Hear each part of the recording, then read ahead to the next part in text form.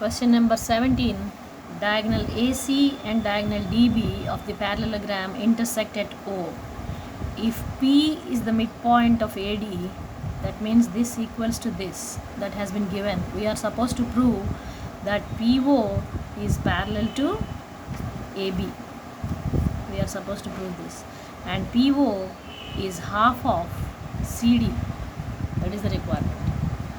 Now this is the given content, the first thing, and the second thing is diagonals and diagonals of the parallelogram bisect each other is the property that we know. So we derived these things from the given component, and P is the midpoint of AD, therefore AB equals to PD for this triangle.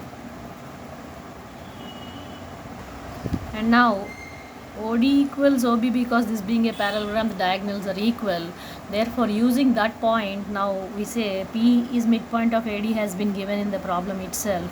And now using these two things, we can say the line joining the midpoint of the two sides of the triangle is always parallel to the third side, says the midpoint theorem. Therefore OP is half of AB and OP is parallel to the AB. Therefore the first proof has been achieved.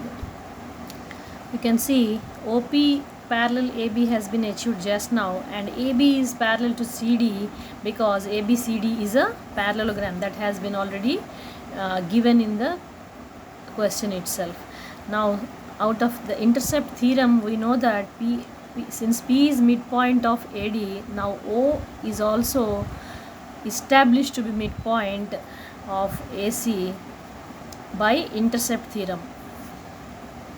As you can see, AB parallel CD and OP has been just now proved. Therefore three parallel lines and one is midpoint, then other one was also a midpoint of the transversal, which we have studied earlier. And once the two midpoints have been achieved, we have OP equals to half AB, and since AB equals to CD due to the parallelogram effect, this is the property of the parallelogram, we can replace AB with CD. Therefore we have OP equals to CD, hence proved.